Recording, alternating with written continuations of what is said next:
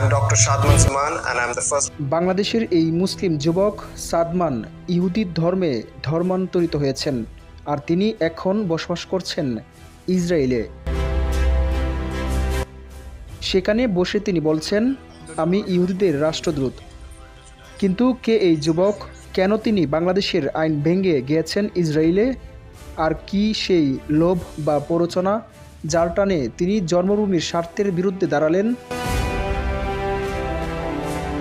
বাংলাদেশের এই মুসলিম যুবক ইহুদি ধর্মে ধর্মান্তরিত হওয়ার পেছনের আসল রহস্য কী? দর্শক, চলুন তার বিস্তারিত জানাবো আজকের এই ভিডিওতে। ইসরায়েলে যেতে ইসলাম ধর্ম ত্যাগ করে ইহুদি ধর্ম গ্রহণ করেছেন বাংলাদেশের চিকিৎসক ডক্টর সাদমান জামান শুদ্ধ। বয়স মাত্র ২৬, কিন্তু ততদিনে ২ বার বাংলাদেশি পাসপোর্ট নিয়ে ভ্রমণ করেছেন ইসরায়েলে, যেখানে বাংলাদেশিদের প্রবেশ আইনগত নিষিদ্ধ। শুধু তাই নয়, তিনি এখন নিজেকে মনে করেন ইসরায়েল ও ইহুদিদের রাষ্ট্রদূত।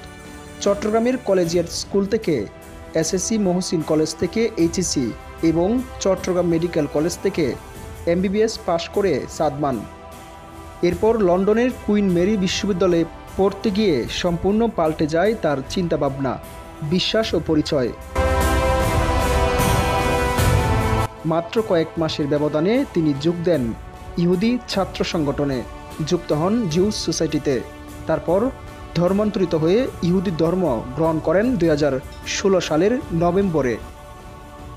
একই বছর ইতিহাসের প্রথম বাংলাদেশি হিসেবে পাসপোর্ট হাতে নিয়ে পা রাখেন তেল আবিবে।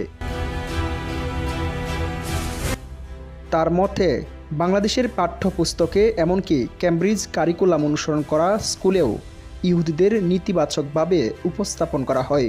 কিন্তু সাদমানের পরিবার ছিল ব্যতিক্রম, বিশেষ করে তার দাদা, যিনি বলতেন ইসরায়েলেরও বাঁচার অধিকার আছে। দাদার দেওয়া উপহার ডাচ ফর ইসরায়েল বইটি তার জীবনের মোড় ঘুরিয়ে দেয়। তিনি বিশ্বাস করেন বাংলাদেশ ও ইসরায়েলের কূটনৈতিক সম্পর্ক গড়ে তোলা সম্ভব। এ লক্ষ্যে তিনি গঠন করেছেন ২২শে জুন সমমনা বাংলাদেশি একটি কমিটি। তার ভাষায়, আমি শুধু কথা বলছি না, কাজও করছি। আমরা ইতিহাস বদলাতে চাই।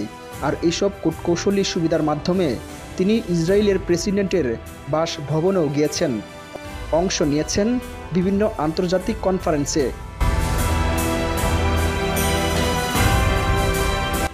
লন্ডনে পিএইচডি শেষ করে তিনি এখন যুক্তরাজ্যের ব্ল্যাকপুল ভিক্টোরিয়া হাসপাতালে ট্রমা বিশেষজ্ঞ হিসেবে কর্মরত। তার মতে, ইসরায়েল একমাত্র জায়গা যেখানে তিনি নিজেকে নিরাপদ, গ্রহণযোগ্য এবং মুক্ত মনে করেন। তবে এইসব কার্যক্রমের কারণে বাংলাদেশে তার বিরুদ্ধে ক্ষোভ তৈরি হয়েছিল। পেয়েছেন হত্যার হুমকি। নিরাপত্তাজনিত শঙ্কায় কুলাঙ্গার এই সন্তানের পরিবার তাকে লন্ডনে পাঠিয়ে দেয়। সেখান থেকেই দ্বিতীয়বারের মতো ইসরায়েল সফর করেন,